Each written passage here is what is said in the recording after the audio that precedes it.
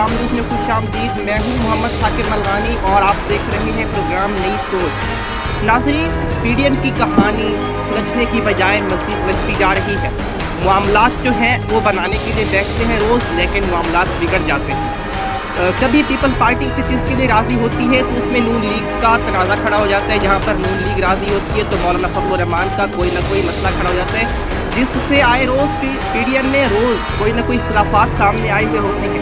जो इस्तीफ़े हैं वो मुअम्मा बन चुके हैं। बिलावल भुट्टो ज़रदारी साहब कहते हैं कि हमारे जो इस्तीफ़े हैं वो हमारे उन्हें हम इस्तेमाल कर सकते हैं, हमारे जो एटम बॉम्ब है इस्तीफ़े, और हम उन इस्तीफ़ों को कभी भी इस्तेमाल कर सकते हैं। लेकिन मौलाना फजल रहमान साहब से जब पीडीएम की कल मीटिंग हुई थी तो बिलावल भुट्टो साहब ने ये पूछा कि क्या आप हमें पीडीएम में रखना चाहते हैं या नहीं रखना चाहते। तो बिलावल भुट्टो के सवाल पर मौलाना फजल रहमान ने कहा कि क्या आप इस्तीफ़े देंगे या नहीं देंगे। तो उनकी अच्छी खासी तल्ख बातें हुई, जबकि मरियम नवाज़ और बिलावल भुट्टो ज़रदारी और ज़रदारी साहब की भी ऐसी कुछ बातें हुई हैं। तो जब इस इजलास के बाद मौलाना फजल रहमान साहब ने मीडिया टॉक की, और मीडिया टॉक में मौलाना फजल रहमान साहब ने जब ऐलान किया कि 26 मार्च का जो लॉन्ग मार्च है उससे मुस्तरद कर दिया गया है। अब सवाल ये है कि उसे क्यों मुस्तरद किया गया, उसके पीछे के पस मंज़र क्या पीपल्स पार्टी धोखा दे रही है, पीपल्स पार्टी के धोखे की वजह से ये लॉन्ग मार्च मुलतवी किया गया, कोई और रीज़न है। जबकि अब इसका बड़ा सवाल है कि पीडीएम मुत्तफिक क्यों नहीं है। अगर पीपल्स पार्टी को देखा जाए तो पीपल्स पार्टी जिस तरह से पीछे खेलती आ रही है, उन्होंने हमेशा नून लीग को और हमेशा से ही जेयूआई को धोखा दिया है। जब 2018 में इलेक्शन थे सदर के कौमी असम्बली में, तब जो एपीसी का मुत्तफिका उम्मीदवार मौलाना फजल रहमान साहब थे, लेकिन बीच में पीपल्स पार्टी ने अपना उम्मीदवार एतजाज हसन को नामजद कर दिया, जिस पर मौलाना फजल रहमान और दोनों को शिकस्त का सामना रहा। तो जो तरीके था एतमाद पेश की गई सजानी साहब के खिलाफ, वहाँ पर भी कहा यह जाता था कि जो पीपल्स पार्टी है उन्होंने साथ नहीं दिया। तो इसका मतलब ये है कि पीपल्स पार्टी हमेशा से ही अपने मफादात की सियासत खेलती आ रही है। उन्होंने कभी भी नहीं जो पीएमएलएन को और जेयूआई का साथ नहीं दिया, बल्कि जहाँ पर वो देखती है कि उनका अपना फ़ायदा है वो वहाँ पर चलती है साथ में, और जहाँ पर देखते हैं उनका फ़ायदा ख़त्म हो चुका, वो अपने मफादात से जो फ़ायदा उठा चुकी हैं, उसके बाद वो हमेशा से ही पीछे हट जाती हैं। तो आज इन सब पर बात करेंगे, तफसीली गुफ्तगू करेंगे। मेरे मेहमान जो हैं ज्वाइन कर रहे हैं पाकिस्तान इस्लामिक न्यूज़ से भी ज्वाइन कर रहे हैं राना काशिफ रहमान साहब, और तजियाकार हैं कर्नल रिटायर राजा वसीम साहब, और जबकि सीनियर सहाफ़ी और तजियाकार निज़ा भट्ट साहिबा। तमाम मेहमानों का बहुत शुक्रिया मुझे ज्वाइन करने के लिए। सबसे पहले कर्नल रिटायर राजा वसीम साहब आपकी तरफ आता हूँ। सर, बताइएगा क्या कहानी है टोटली पीडीएम की? कल इजलास हुआ, मीटिंग हुई, उसके बाद क्या फैसले किए गए हैं? बिस्मिल्लाहिर्रहमानिर्रहीम, अस्सलाम वालेकुम। कल भी हमने इस पे बात की थी, लेकिन वो थोड़ी प्री मैच्योर थी, उस वक्त तक पूरी सिचुएशन सामने आई नहीं थी। उस वक्त बिल्कुल कुछ क्लियर नहीं था क्योंकि उनकी मीटिंग अभी जारी थी। तो आज सब कुछ ऑलमोस्ट क्लियर हो चुका है जी, अब वो खत्म हो गई। हाँ जी। तो साकिब, एक तो ये जो मीडिया में न्यूज आ रही है ना सारी जितनी भी, ये स्पेकुलेशन पे है और ये मुख्तलिफ लोगों के ना आइडियाज है। असल बातें शायद ये नहीं है जी। असल बात के लिए ना पीडीएम का वो देखना पड़ेगा कि हुआ क्या है कि पीडीएम के जो मरकजी मकसद है, उसका जो बुनियादी नुक्ता है वो है इस गवर्नमेंट को घर भेजना और उसके बाद एक नया फेयर फ्री इलेक्शन करवा लें। ठीक है। गवर्नमेंट को भेजने के लिए तो पूरी पीडीएम बमा पीपल्स पार्टी इत्तेफाक करते हैं, बेशक सारे मुत्तफिक हैं इस बात पर। इसके बाद जो अगला मरला है ना उसके ऊपर इख्तिलाफ आ गया है। पीपल्स पार्टी ये चाहती है कि इसी मौजूदा निज़ाम को चलाया जाए 2023 तक, जिसके साथ कहीं पे कमिटमेंट भी है कि ये न्याजी साहब की जगह पे बिलावल आ जाए या पीपल्स पार्टी का या नून का या कोई भी और आ जाए। सर पीपल पार्टी अपनी जगह पर ठीक है, क्योंकि वो ये समझते हैं कि पार्लियामान में रहकर बहुत मौसर तरीके से काम किया जा सकता है।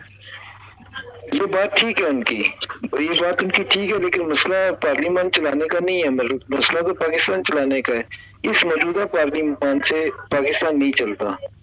ये जहाँ पे हम खड़े हैं इस वक्त, जहाँ हमारी इकोनॉमी चली गई है, जहाँ हमारे खारजा के अमूर हैं, दाखिला के अमूर हैं, बाकी मामलात हैं, इसके लिए ना जरूरत है, मैं समझता हूँ कि एक फेयर इलेक्शन हो, नया इलेक्शन हो, उसमें जो पार्टी मैंडेट लेके है वो है।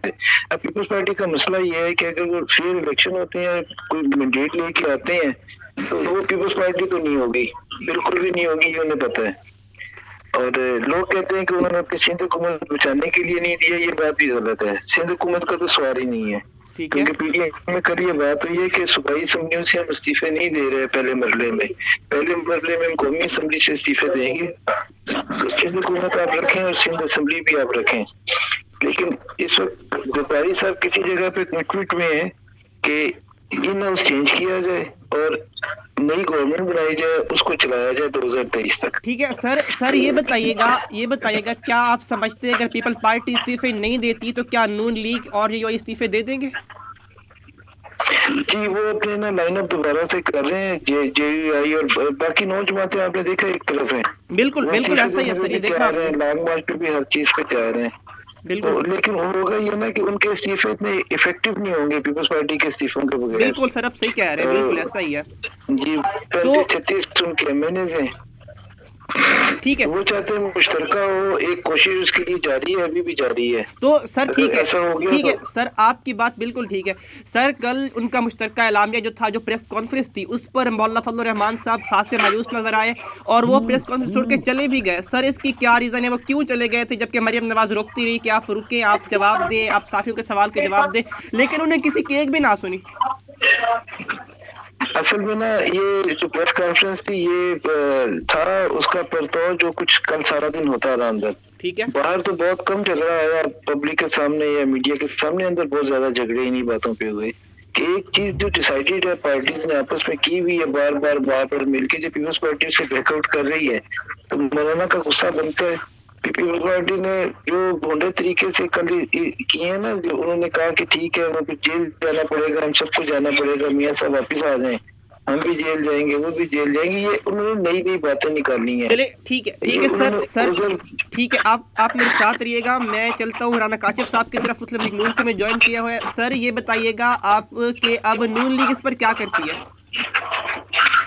बिस्मिल्लाहिर्रहमानिर्रहीम, बहुत शुक्रिया आपके वक्त देने का। बिल्कुल जी, नून लीग अभी भी अपने इसी बयानिए पे खड़ी हुई है और इंशाल्लाह वो पीडीएम जो हम लेके चले हैं, अभी भी हम पीडीएम में ही हैं। अभी भी हम कोई भी बयान हमारे पास नहीं है, कोई नई बात अभी नहीं है, क्योंकि उन्होंने हमसे टाइम, पीपल्स पार्टी ने हमसे टाइम मांगा है कि हम लोग अपनी सीसी की मीटिंग में बैठ के इसको डिसाइड करते हैं कि हमने अगला लाहेअमल क्या करना है। और इंशाल्लाह वी आर होपफुली कि हम अभी भी पूरी उम्मीद है कि इंशाल्लाह वो हमारे साथ रहेंगे और अंत तक वो हमारे साथ चलेंगे। इसमें अभी तक कोई दूसरी राय नहीं है। लेकिन सर ये खबरें चल रही हैं कि पीपल पार्टी है वो पीडीएम के साथ ऐसे धक्का लगा के चल रही है, उनका कोई इरादा नहीं है पीडीएम के साथ चलने का और ना ही वो इस्तीफे देना चाहती है। साकिब देखें, मैं कोई भी बात कबल अज़ वक्त नहीं कर सकता क्योंकि हमसे उन्होंने टाइम मंगाया। उन्होंने कहा हमने सीएससी की मीटिंग में बैठ के हम ये डिसाइड करेंगे, उससे पहले हम कोई भी ऐसा अपना बयान नहीं दे सकते ठीक है, जो कि इफेक्टिव ना हो और वो कोई और रुख इख्तियार कर जाए। हम लोग ये चाहते हैं कि जो मामला अभी चल रहे हैं हम इनको लेके चलेंगे इंशाल्लाह। और आज तक भी हम, कल तक भी हम पूरी उम्मीद है कि पीपल्स पार्टी हमारी पीडीएम का हिस्सा है, थी, है और रहेगी। पहली बात तो ये है। अगली बात यह है कि ये जो प्रोपेगेंडे हो रहे हैं, हम भी देख रहे हैं कल का मीडिया में जो उसके स्टोर चला है जी, टूट गई, बन गई, टूट गई, ये बड़ी देर से चल रहा है। ये आज की बात नहीं है। जब हम कराची गए हुए थे, जलसा कर रहे थे, तो तब भी ये शाम को आ गया जी उसमें यूसुफ रज़ा गिलानी नहीं है, जब कोयटा में जलसा हुआ उसमें फला नहीं है, जब वो चकवात में जलसा हुआ था फला। हालांकि ये बिल्कुल बेबुनियादी बात है और अभी आज तक भी हम यही कह रहे हैं कि बेशक अगर उन्होंने ये बात कही है, हम नहीं समझते कि उन्होंने ये कहा कि जी मियां साहब आएंगे सब कुछ स्टाफ तभी होगा। देखिए एक सिचुएशन, एक मतलब एक प्रपोजल है उन्होंने दी है कि यार ये इस तरह का होता है तो हम सब मिलके इसको लेके चलते हैं। मियां साहब भी अगर आ जाते हैं, हम सब इकट्ठे होके इस तरह निकलेंगे। लेकिन क्योंकि सारे जो इस पर सर्कमस्टांसेस जा रहे हैं वो ये है कि मियां साहब तो इस पोजीशन में नहीं है कि उनको यहाँ पे लाया जाए, क्योंकि जब तक उनके डॉक्टर्स या उनके जो भी वहाँ पे मॉलेज उनका कर रहे हैं, ठीक है सर आपकी, ठीक है सर आपकी सारी बात अपनी जगह पर ठीक है। लेकिन सर कल मौलाना फजल रहमान की नवाज शरीफ साहब से मुलाकात हुई है मोबाइल फ़ोन पर और ये बात की कि जरदारी साहब ने जमहूरी तरीके से हमारा साथ नहीं दिया, बल्कि वो जिस तरह से जमहूरी कुव्वत हम बन के चल रहे हैं वो हमारे साथ नहीं चल रहे हैं, बल्कि वो किसी और साइड चल रहे हैं। तो इस पर आप क्या, आपकी पार्टी क्या समझती है कि क्या वाकई जरदारी साहब कुछ ऐसा ही कर रहे हैं या वो क्या करें आपके साथ? मैं अपनी बात पे अभी भी उसी बात पे कायम हूं कि हम कबल अज़ वक्त कोई ऐसी बात नहीं कर सकते कि क्या हो रहा है। हमें ये पता है कि वो पीडीएम का, पीपल्स पार्टी पीडीएम का भी हिस्सा है।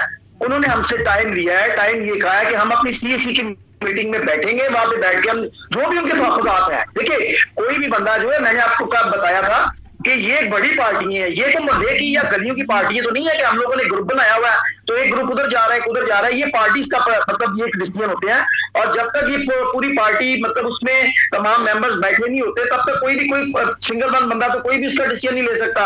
उन्होंने कोई ऐसी बात तो नहीं की कि जो उससे कही कि उनका वो बिल्कुल चले गए हैं, वो उन्हें छोड़ गए हैं। लेट्स सी, आप भी देखिए हम भी देखते हैं। चले ठीक है सर, आप मेरे साथ रहिए। निदा भट्ट साहिबा मौजूद है मेरे साथ, जो कि सीनियर सहाफ़ी भी हैं और तजियाकार भी। अस्सलाम वालेकुम।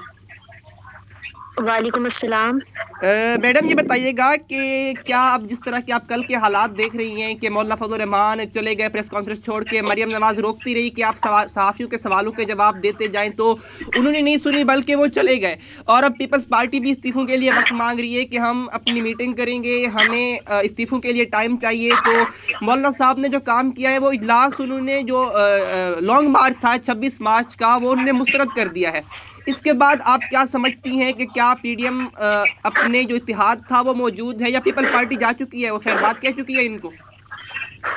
बिस्मिल्लाहिर्रहमानिर्रहीम। सबसे पहले तो साकिब बहुत शुक्रिया आपका।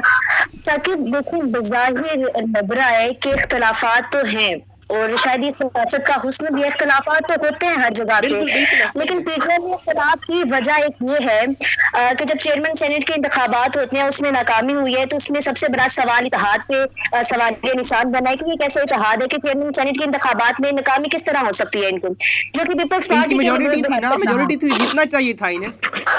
एग्जैक्टली। अब आ जाए दूसरे, जो कह रहे हैं कि दूसरा क्या इख्तलाफ पैदा, दूसरे किस वजह से इख्तलाफ पैदा हुआ? दूसरी वजह से इख्तलाफ पैदा हुआ कि जब मौलाना फजल रहमान की पार्टी को डिप्टी चेयरमैन की ऑफर की गई, उन्होंने पीडीएम के इत्तेहाद की वजह से उस ऑफर को मुस्तरद कर दिया। यानी कि पीपल्स पार्टी ने भी कहा जाए कि कुर्बानी दे दी, पीडीएम वो जो है मौलाना फजल रहमान की जमात ने भी कुर्बानी दे दी। अब सब कुर्बानी की तरफ देख रहे हैं नून लीग की जानिब कि वो क्या कुर्बानी देंगे इस सारी इत्तेहाद के अंदर, यानी वो कहाँ पे स्टैंड कर रही है। इस्तीफों की तरफ अगर आए तो पीपल्स पार्टी के पास सूबे में हुकूमत, सर ने बताया कि अभी के सूबे की हुकूमत को उसको कोई फर्क नहीं पड़ेगा, लेकिन बहरहाल पीपल्स पार्टी मुफाहमत की सियासत करना जानती है।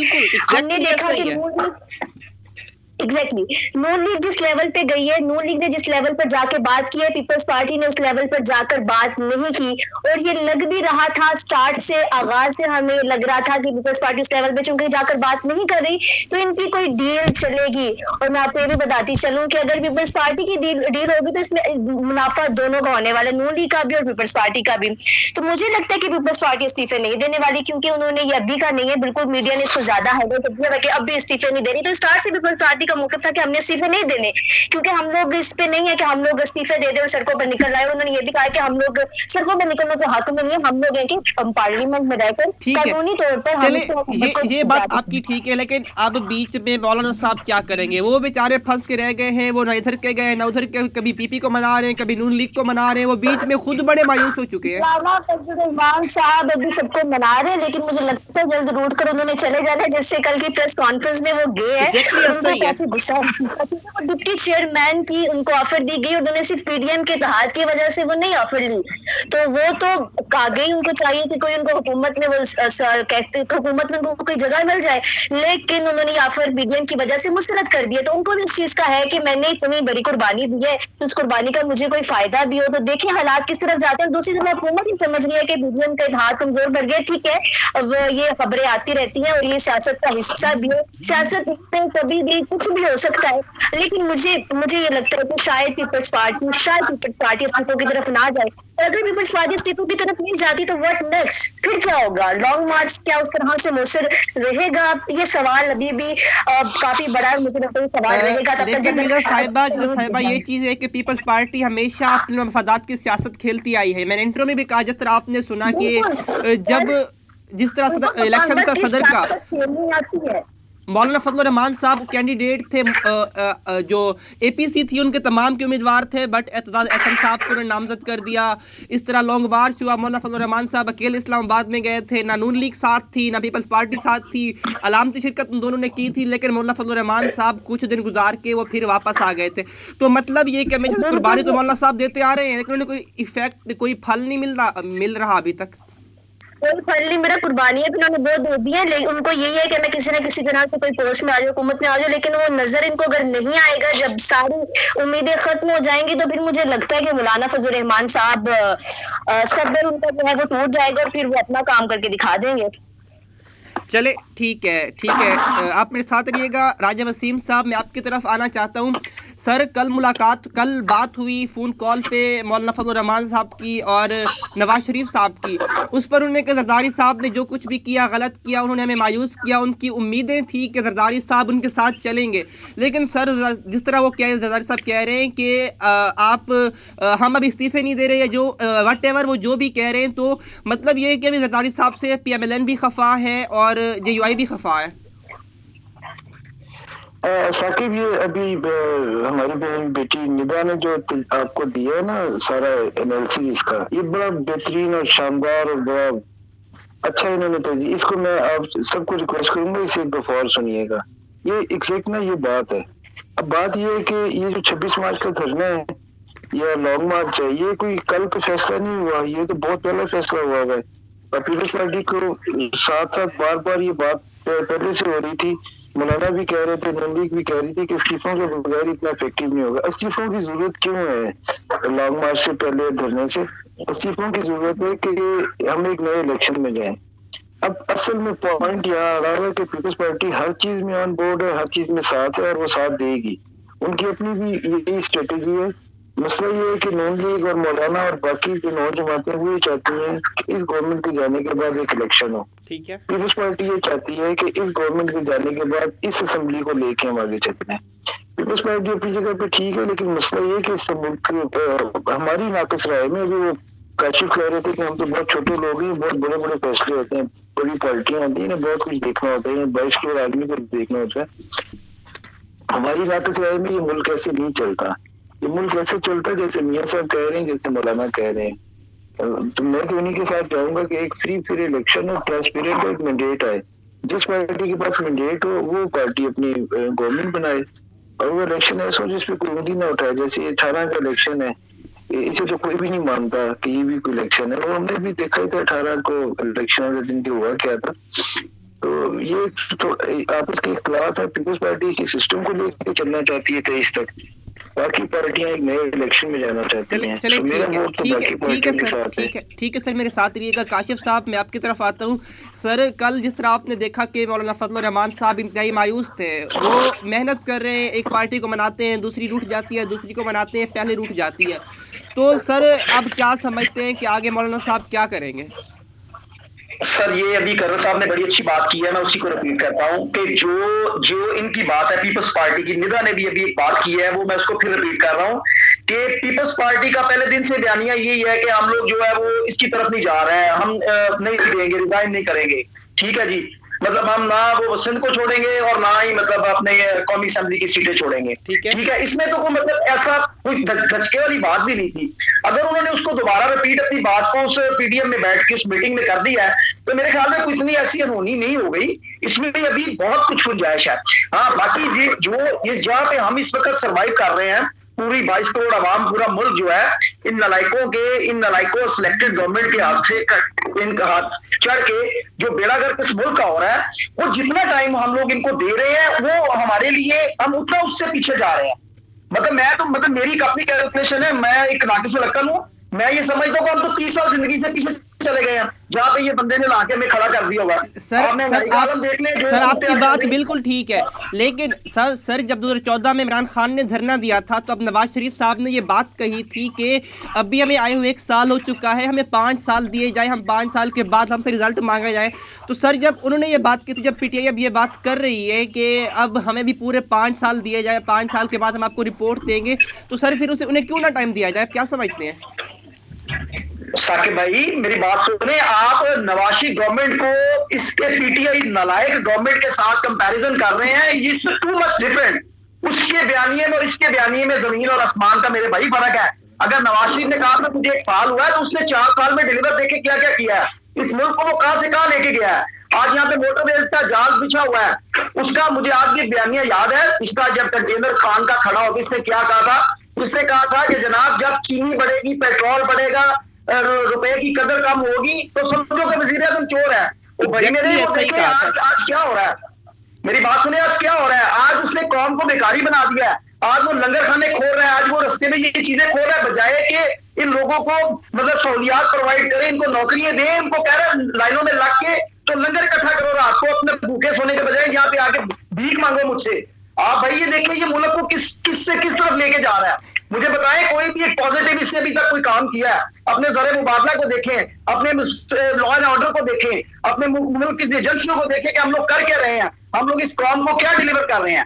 हम लोग सवाए इस कौम को बेकारी बनाने के अलावा कुछ नहीं दे रहे, हम बेकारी बन रहे हैं। ये भी कशकोल लेके आया था, ये कह रहा था जी मैं वो किसी से रुपया नहीं लूंगा, अब कभी किसी के पास जाके बैठा होता, कभी की जो काम ये खुद कर रहा है इसी पे इसने कौम को लगा दिया है। कौम को भी इसने कहा जी मैंने वो लंगर खाने खोल दिए हैं, रात को कोई बंदा भूखा ना सोए, रात को ले अपने घर से वो अपने का स्टोर ले आ जाए, आपको मैं वो खुद खाना तकसीम कर रहा है। चलिए मेरे बताइए इसमें कोई पॉलिटिकल ठीक है सर, आखिरी सवाल मैं सबसे पूछना चाहता हूँ, निदा साहिब आपकी तरफ आना चाहता हूँ। मोहतरमा बताइएगा कि अब पीडीएम का लायामल अगला क्या हो सकता है? क्या लॉन्ग मार्च 26 के बाद दोबारा नई डेट पे लॉन्ग मार्च होगा या वो क्या कर सकते हैं? देखिए साकिब, बात भी वहां पे आकर रुक जाती है कि लॉन्ग मार्च तभी पॉसिबल होगा, तभी उसके मौसर इक़दाम सामने आएंगे जब इस्तीफे दिए जाएंगे। उस चीज का इंतजार किया जाएगा कि पीपल्स पार्टी इस्तीफे दे, फिर हम लॉन्ग मार्च तो क्या लगता है कि पीपल्स पार्टी कब तक इस्तीफे दे देगी? मैंने आपको बता दिया कि मुझे उम्मीद नहीं है, फ्रैंकली स्पीकिंग। तो इसका मतलब ये है कि पीपल पार्टी इस्तीफे नहीं दे रही, लॉन्ग मार्च नहीं हो रहा, हुकूमत कहीं नहीं जा रही। ठीक है, आपका मुझे जवाब मिल गया। राजा वसीम साहब सर आप बताइएगा कि अगला लायामल क्या हो सकता है पीडीएम का?